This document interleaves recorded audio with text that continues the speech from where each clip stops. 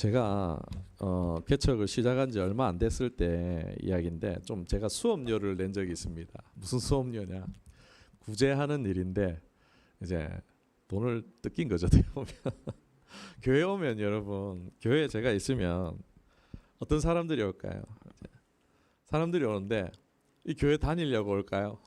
그게 아니고 돈을 목적으로 오는 사람들이 교회에 종종 자주 옵니다. 교회 개척한 지 얼마 안 됐을 때 여러분 개척 교회 목사가 어떻겠습니까? 한 사람 한 사람 너무 귀하잖아요. 그러니까 와, 사람 오면 너무 반갑습니다. 그래서 근데 이제 보면은 또 그런 사람들이 온다는 것도 제가 알고 있었어요. 근데 이제 이 사람이 이제 교회 연락처로 와가지고 교회에 와서 좀 기도를 해도 되냐라는 거예요. 이제 처음에는 그런 막 뭘 구하고 이런 게 아니고 그 와가지고 교회 와가지고 뭐 한참 기도해요. 막 진짜 막 소리 내서 통성기도하고 막 혼자 기도하더라고요. 막 그리고 이제 저는 이제 안타까운 마음으로 이제 있었죠. 이제 그리고 또 이제 기도를 다 하고 이제 나가는 좀 돼가지고 목사님 기도 좀 해주세요 하더라고요. 그래서 제가 축복기도 해줬습니다. 그러면서 말문을 텄어요. 처음엔 저도 경계를 하긴 했습니다. 하도 그런 사람 많으니까 바로 돈 얘기 안 하더라고요. 그러면서 이제 말문이 터지면서 이제 하면서 하는 얘기가 자신이 이제 뭐 서울 어디서 이제 파스타 집을 운영했고 막 괜찮은 막 이래 요리사 해갖고 막 하여튼 장사도 잘했고 이랬다가 막 사업이 근데 어떻게 잘못되면서 빛에 가라앉고 막 이런 이야기를 하더라고요. 이런 사정으로 인해서 자신이 이렇게 교회를 떠나게 되었다.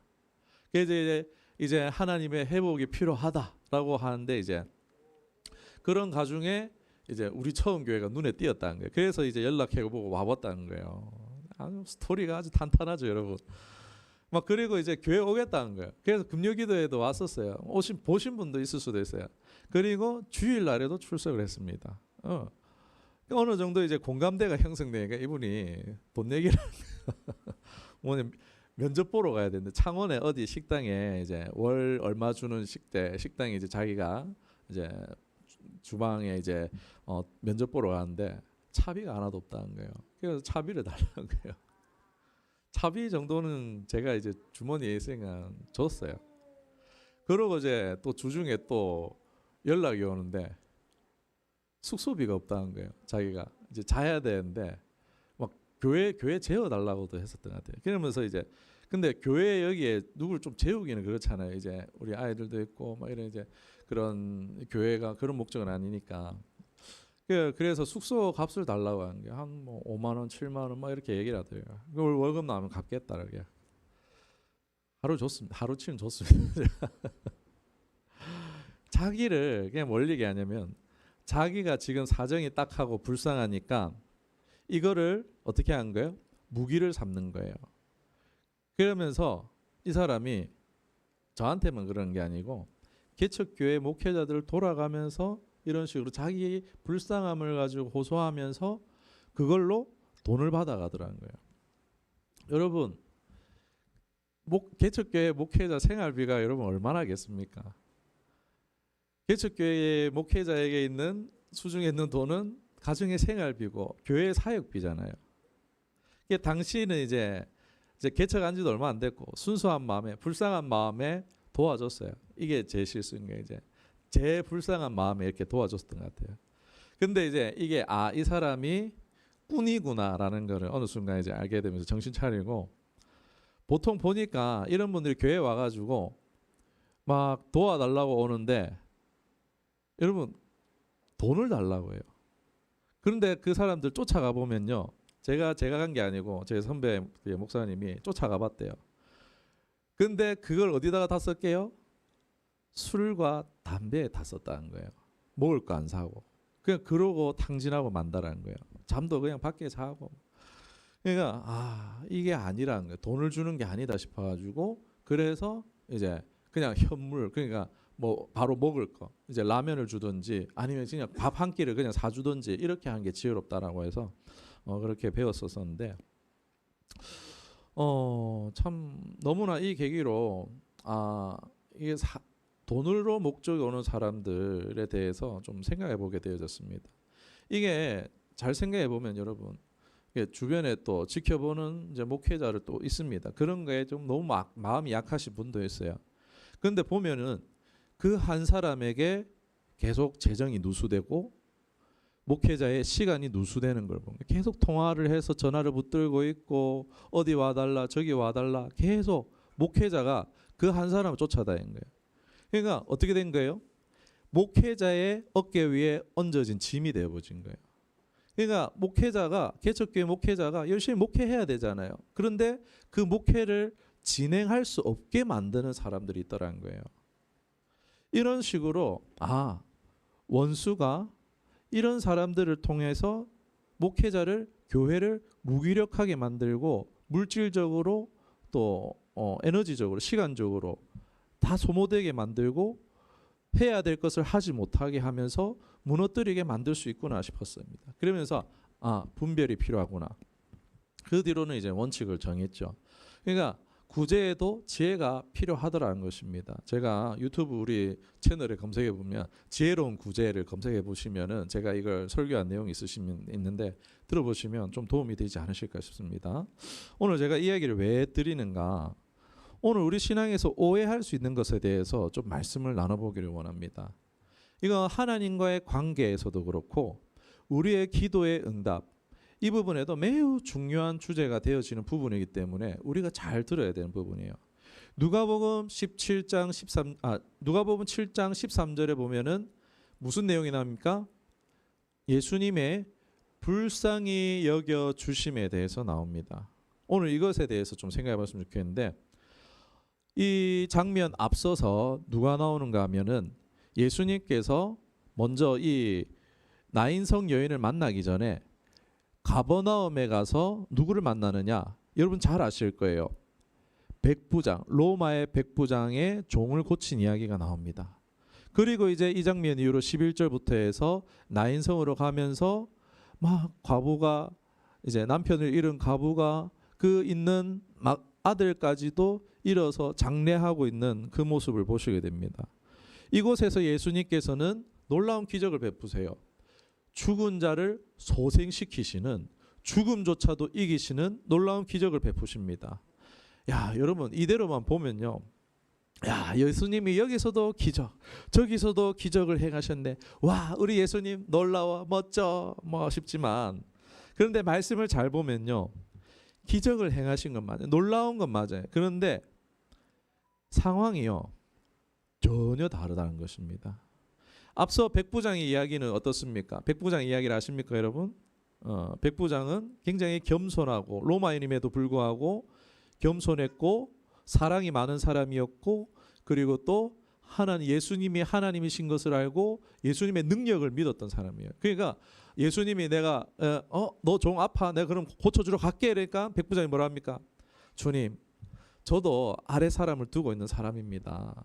주님 그냥 말씀만 하시면 병이 낫는 줄 믿습니다. 그러니까 그렇지 이러면서 이 백부장의 믿음을 칭찬하는 장면이 바로 1절에서 10절까지의 이야기입니다.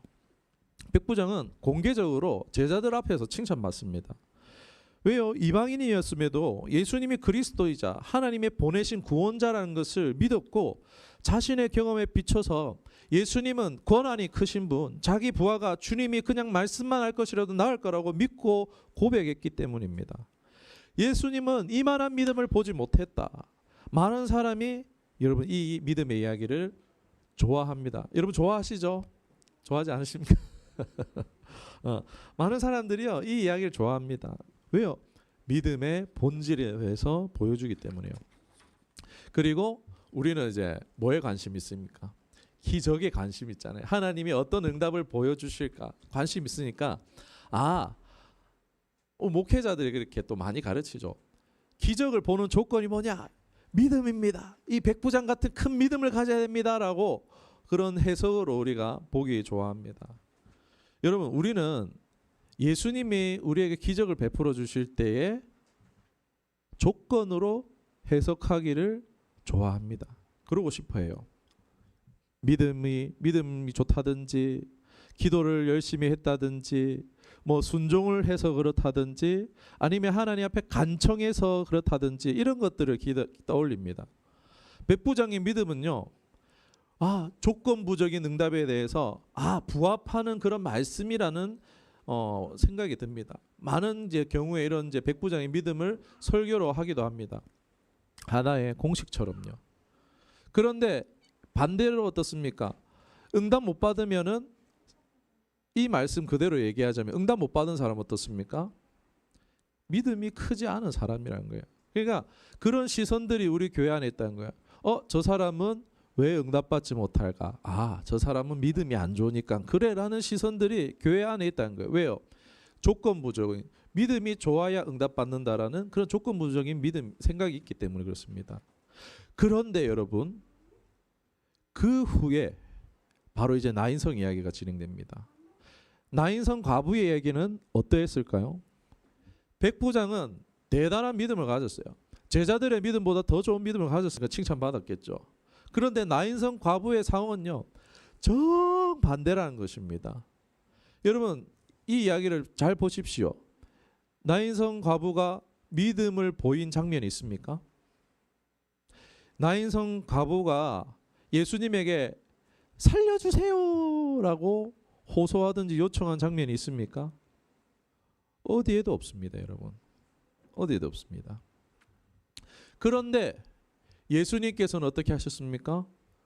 죽은 과부의 아들을 살려주십니다.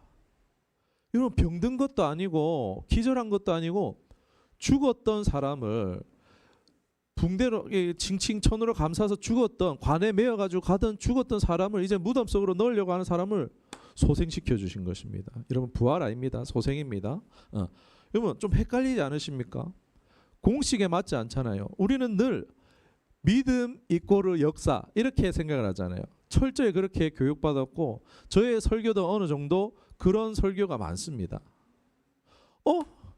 그러면 왜 하나님께서는 과부에게 기적을 베푸셨을까요? 믿음도 없었어요. 간청하는 요청도 없었어요. 그러면 우리는 이제 또 조건을 찾습니다.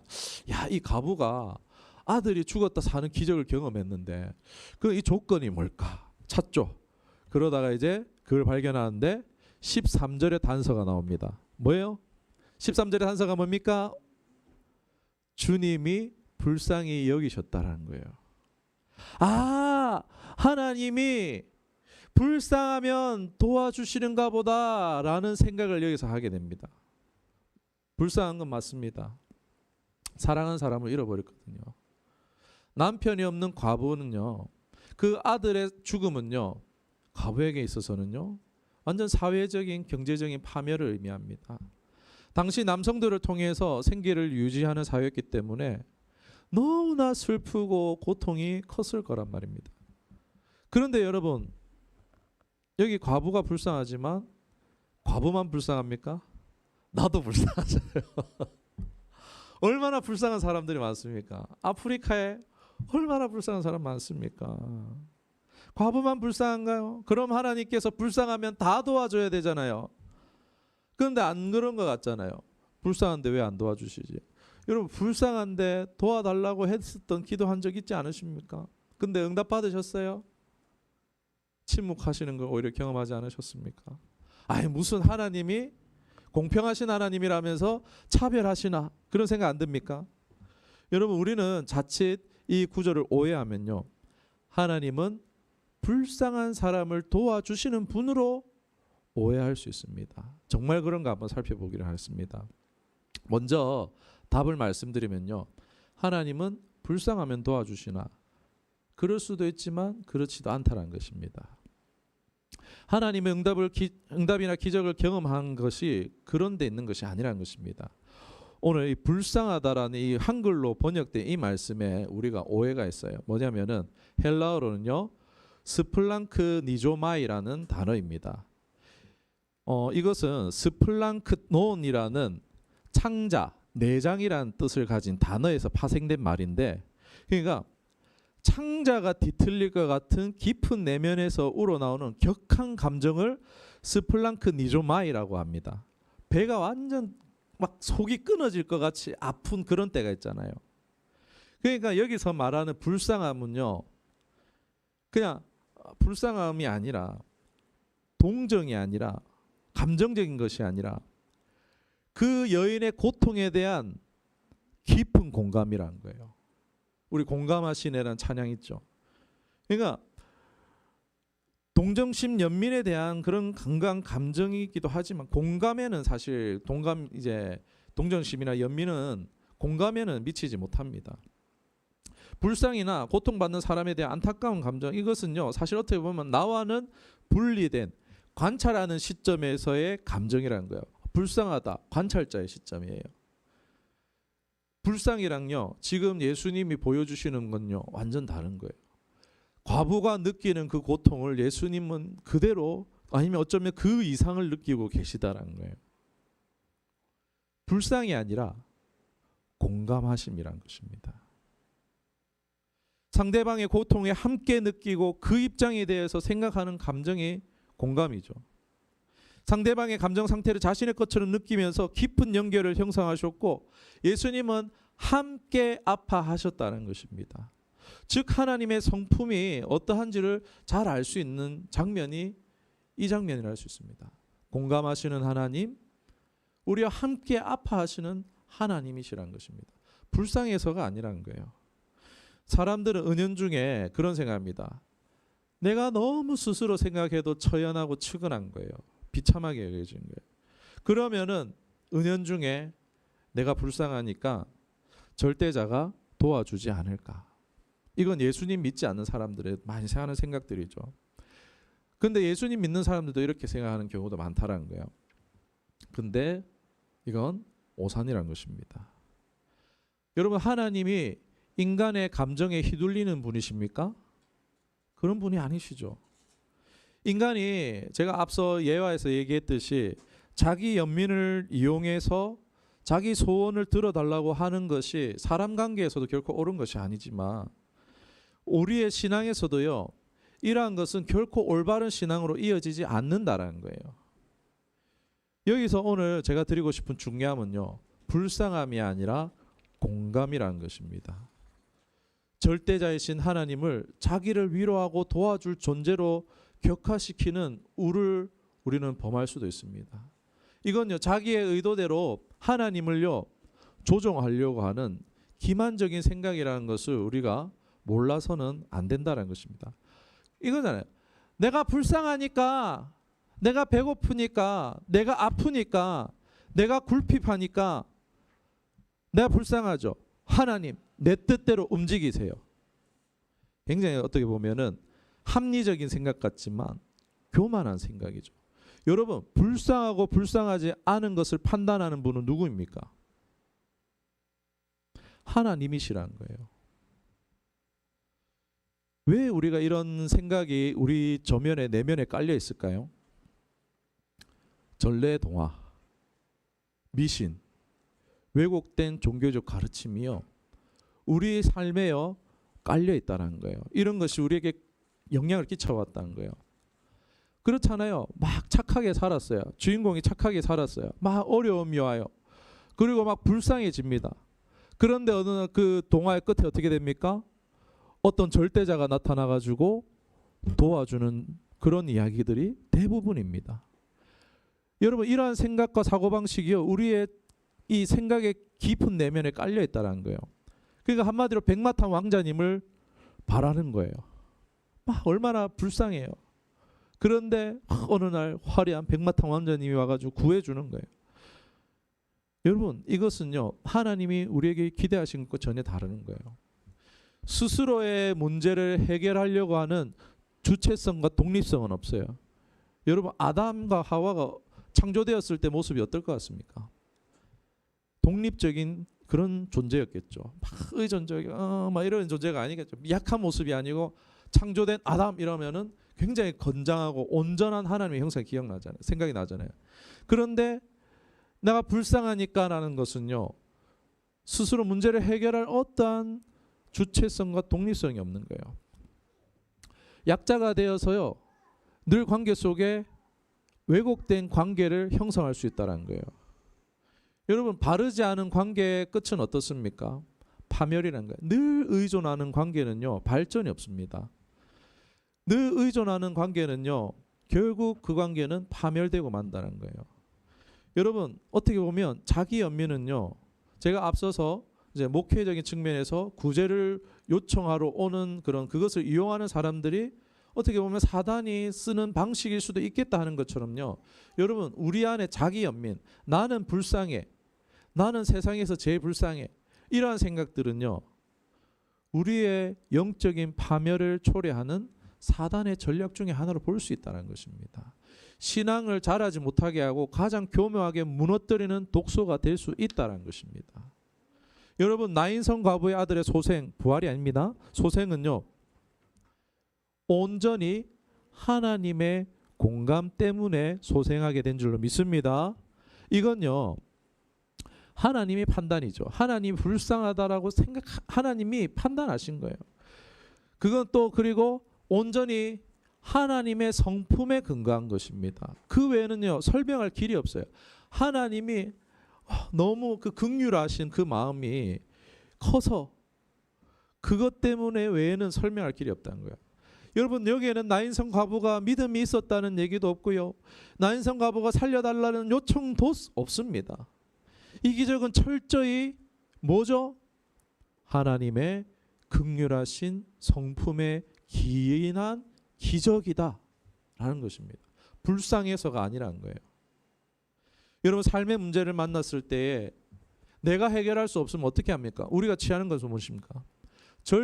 절대자의 도움을 바라고 기도하는데 제발 도와주세요 라고 우리가 기도합니다.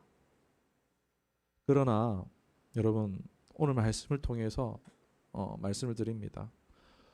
도와주세요라는 요청보다 여러분 기도의 팁입니다. 여기 봐주세요.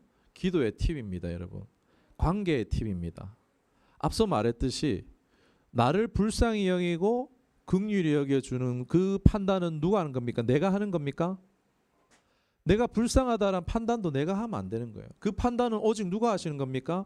하나님이 판단하신다는 거예요. 철저히 그것은 하나님의 몫입니다. 얘를 도와줄까 말까라는 것도 누구의 판단입니까? 하나님의 판단인 거예요. 그러면 뭘 기도해야 돼요? 도와달라는 기도, 그게 아니에요, 여러분. 공감이라고 말씀드렸어요. 공감이라는 것은 내 상황을 하나님께 아뢰는 거예요, 여러분. 기도라는 것은요, 하나님과 소통하는 거예요. 내가 이런 상황에 있습니다, 하나님이라고 알려드리는 거예요. 하나님 어떻게 생각하십니까? 하나님 내가 이 상황에서 어떻게 해야 할까요? 라고 하나님과 소통하는 것이 여러분 기도입니다. 안 됐으니까 내 마음에서 불쌍히 여기시고 도와주세요 라고 하나님을 끌어내리는 것이 아니라 우리의 기도는요, 하나님이 공감하실 수 있도록 잘 설명드리면 되는 거예요. 무슨 얘기인지 아시겠습니까? 신앙하면서 문제 만나면 도와주세요 이러한 우를 범하는 이유가 뭐냐? 아무리 교회를 오래 다녔고 신앙생활 했더라도요, 그 사람이 심지어 목회자라고 할지라도요, 지성이면 감천이다라는 신앙이 너무나 그 저변에 많이 깔려 있다는 거예요.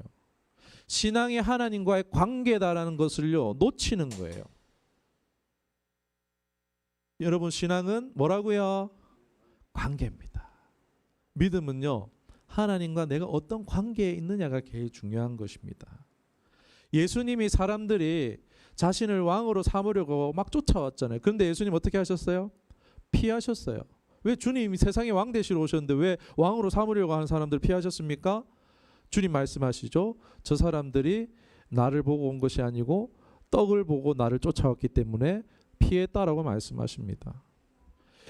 예수님을 이용하려고 하는 심산을요 예수님은 다 알고 계신 거예요. 하나님 결코 모르시지 않는다는 거예요. 여러분 사람도 자기를 이용하려고 하는 사람을 거르지 않습니까? 저 사람 나를 이용할 사람이네, 나의 손해를 끼칠 사람이네 하면 어떻게 합니까? 그 사람과 거리를 두잖아요. 여러분 하나님이 찾으시는 사람, 하나님이 함께할 사람은 어떤 사람이겠습니까? 여러분 하나님을 이용할 사람을 하나님 찾고 하나님 곁에 두시겠습니까? 하나님도 인격이 있으신 분입니다. 하나님도 성품이 있으신 분이에요. 하나님도요 찾으시는 분은요, 함께 할 사람입니다. 제자가 될 사람, 관계할 사람을 찾으시는 겁니다. 예수님께서 베드로의 장모를 고쳐주신 장면이 있습니다. 베드로가 여러분 장모님을 고쳐달라고 했을까요? 성경에 보면요, 요청이 없습니다. 마가복음 1장 30절, 누가복음 4장 38절에 보면은 사람들이 곧 그 여자에 대하여 예수께 여짜온대. 베드로가 얘기한 것도 아니에요. 뭐 그의 가족들이든지 어떤 사람들이 이 여자 어떻게 될까요? 뭐 그냥 상황을 아는 거예요. 베드로 장모의 상태를 그냥 알린 거예요. 마태복음 8장 14절 15절에도 보면은 예수께서 베드로의 집에 들어가사 그의 장모가 열병으로 앓아 누운 것을 보시고 라고만 기록되어 있습니다. 베드로가 고쳐주세요 라는 언급은 없습니다. 다 뭡니까? 예수님이 자발적으로 행동하셨음을 강조합니다. 기적이나 은혜를 베푸심은요, 철저히 하나님 판단하시고 하나님의 긍휼에 근거한 것인 줄 믿으시길 축원합니다. 여러분, 이 7장의 10절 이하로 이 백부장의 믿음을 칭찬하신 이야기가 중요합니다. 귀감이 우리에게 됩니다. 그런데 나인성 과부의 이야기가 중요한 이유는요, 기적과 치유와 역사함은 오직 하나님의 선하신 성품에 기인한 것입니다. 모두 하나님으로부터 출발한 것이란 것입니다. 인간의 어떠함 때문이 아니란 것입니다. 반대로 문제가 해결되었거나 잘 되었을 때 사람들이 간증할 때 이렇게 하죠. 내가 산상기도를 했습니다. 내가 소나무 뿌리를 뽑았습니다. 내가 1000일 동안을 1000번제를 드렸습니다. 금식을 40일을 3번을 했습니다. 철야해서 헌금을 많이 해서 내가 몇 억을 했습니다. 하는데 맞습니까? 아니라는 것입니다. 과정은 될 수 있어요. 하나님이 그 사람을 연단시키는 방법으로서 그 과정을 거치게 해줄 수 있지만은 오직 하나님의 역사하심은 그 근거와 원인은 하나님의 자비의 그 긍휼하심에 은혜로우심에 근거하는 줄 믿으시길 축원합니다. 하나님은 사람을 사랑하시고 사람의 소원도 아시고 그것을 이미 이루어줄 준비를 하시는 좋은 하나님이신 줄 믿습니다. 믿으십니까? 그 하나님 믿으십니까? 아멘. 쉽게 얘기해서 이제 얼마 전에 저희 장인어른이 목사님이세요. 이제 가족 위기에서는 이제 저희 아이들에게는 할아버지잖아요. 할아버지신데 그 손주들이 얼마나 이쁘시겠습니까? 이 아이들을 사랑하시고 소원도 하시고 그걸 줄 준비가 되어 계시는데 근데 그냥 줄 명분이 없는 거예요. 그러니까 뭐 아이들이 이제 그냥 주면은 감사할 줄도 모르고 버릇 나빠지니까 어떻게든 주기를 원하시는데 어떻게 했냐? 성경 퀴즈 내를 하셨어요.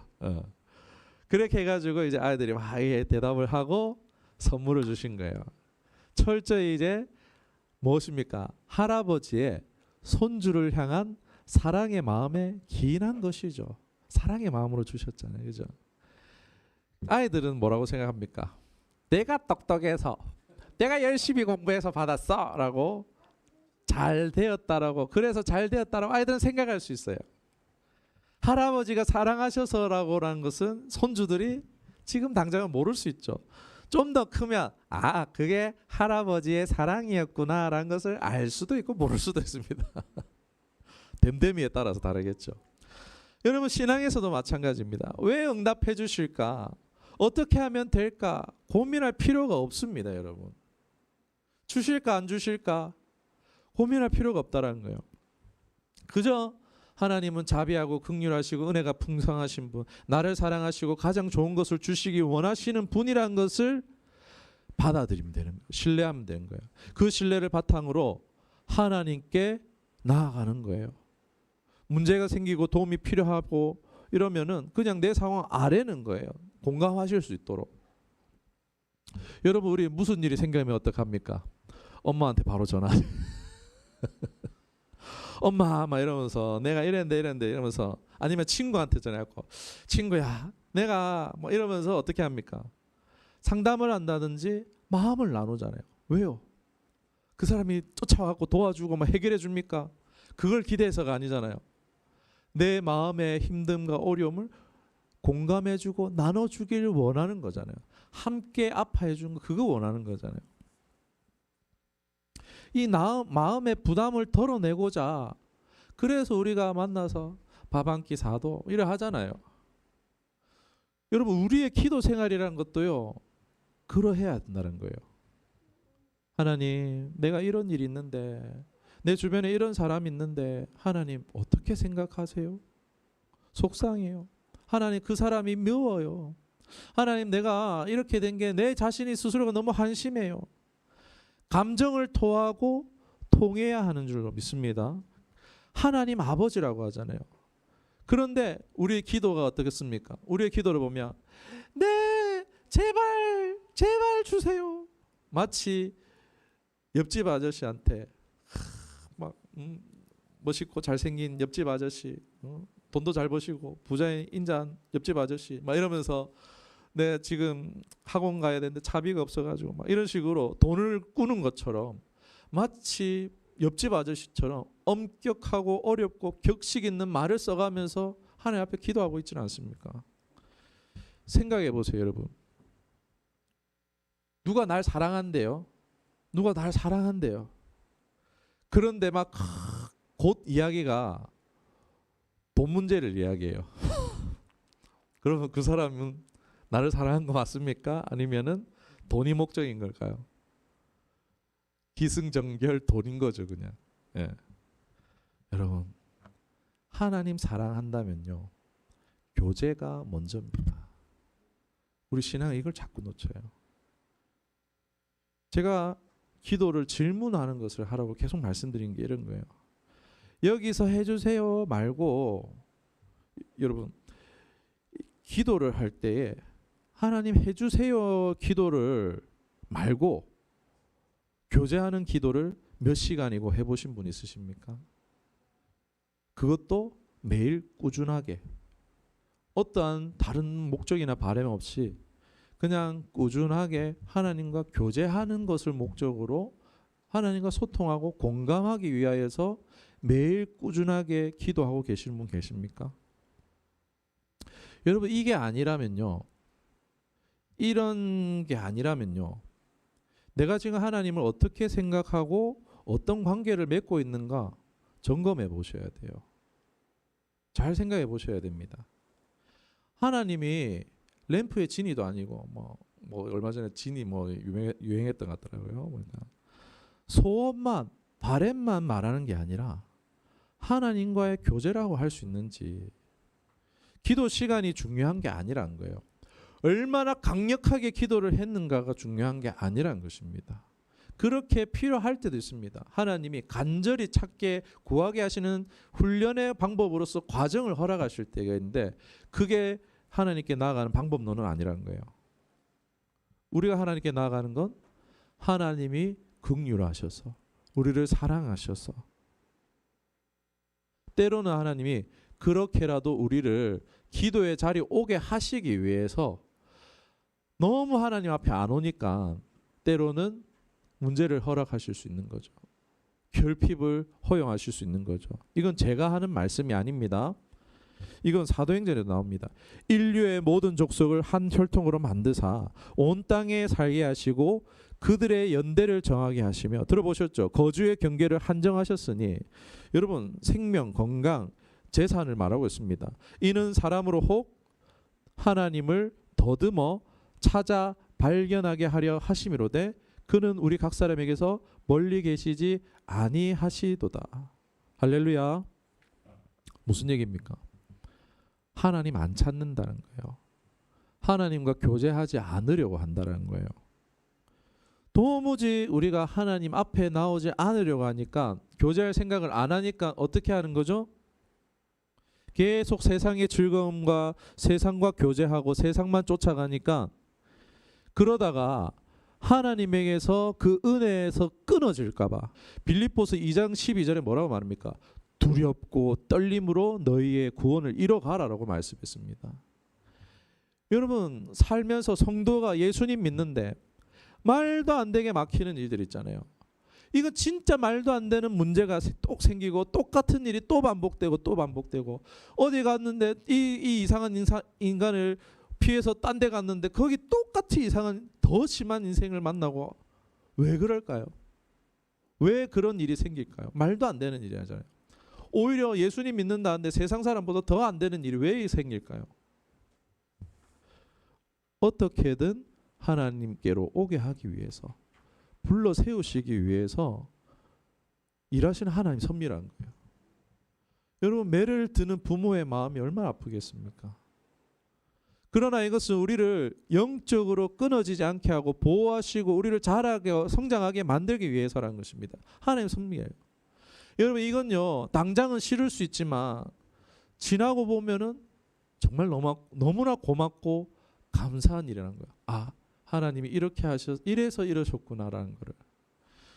저도 제게 고난이 없었다면 정말 죽을 것 같은 고통이 없었다면은요 하나님이 이렇게 좋고 너무나 좋고 얼마나 좋고 너무나 소중한 분이라는 것을요 알 수 없었을 것 같아요. 중간에 막 싫어하고 원망하고 나 하나님 안 좋아요 막 이렇게도 했었으면 아무튼 여러분 나인성 가부의 이야기는요 우리의 어떻게 보면 신앙생활 기도의 응답의 공식을 깨뜨려 버리는 말씀이에요. 그녀는 믿음이 있었다는 근거도 예수님께 살려달라든지 도와달라든지 1절의 요청이 없었다는 거예요. 그런데 기적을 경험했습니다. 무슨 생각이 드십니까? 사실 공식이 있는 게 아니라는 거예요. 하나님이 우리에게 베푸시는 것은 역사하시는 것은 오직 그분의 긍휼하신 자비하신 은혜로우신 성품에 근거하는 것입니다. 그러니까 말 그대로 하면요 하나님 마음대로인 거예요. 하나님 우리의 은혜 베푸시는 건요 그분의 뜻대로인 겁니다. 아 진짜 하나님 마음대로시네. 맞습니다. 여러분 하나님은 그분 마음대로 하세요. 그런데 그것은 하나님의 사랑의 성품에 기인하시는 것이라는 거예요. 우리가 여기서 주목해야 되는 것은요 신앙의 이론이 아니라 하나님을 연구하고 막 분석하고 이해하는 것이 아니라 하나님 그분 자체를 받아들이는 겁니다.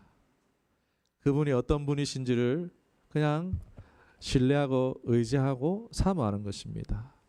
나인성 가부의 사례를 통해서 공감하시는 여러분 배우자도 우리 신뢰 못해 공감 안 해주잖아요. 여러분 가장 사랑한다라고 말하는 부모 자식 간에도 여러분 공감이 안 될 때가 더 많죠. 네, 그죠? 얼마나 더 많습니까? 그런데 하나님이 공감해 주세요. 긍휼하신 그 성품을 우리 신뢰하고 죽은 자도 소생시키시는 살리시는 능력을 의지하고 유일하신 참 하나님을 순수하게 우리 사모하는 것이 우리가 가져야 될 참된 반응이 아닐까 싶습니다.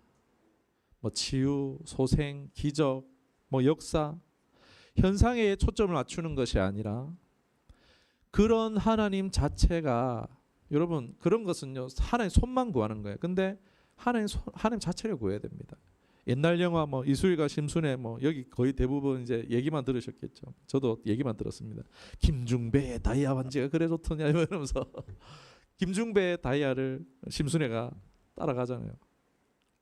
그건 마치 우리의 모습이에요. 다이아를 쫓아가는 하나님 손만 구하는 것은요. 하나님 자체를 받아들이지 않는 것은요. 김중배 다이아 쫓아가는 심순애가 되는 거 많은 것입니다. 여러분 기도의 내용이 변해야 합니다. 이거 주세요. 저거 주세요. 도와주세요. 고쳐주세요. 할 수 있습니다. 하나님께서 구하라고도 하셨어요. 일용 양식을 구하라고도 하셨어요. 그런데 그게 전부가 되면 안 된다는 거예요. 오늘 말씀을 통해서 하나님의 마음을 알게 해주세요. 하나님이 우리를 어떻게 생각하시나요? 하나님 나 어떻게 생각하세요? 내가 이렇게 결정하신 거 어떻게 생각하세요? 질문하고 하나님과 소통하는 것으로 바뀌는 것이 필요합니다. 예를 들면 하나님 내가 오늘 직장에서 이런 일이 있었는데 너무 속상해요. 엄마한테나 친구한테 하는 것처럼. 예. 하나님 왜 이런 일이 생겼는지 모르겠어요. 하나님 저 그 사람이 솔직히 너무 미워요. 하나님, 제 마음 너무 지쳐요. 진짜 못하겠어요. 짜증나고 막 너무 화딱지가 나요. 막 이런 것 있잖아요.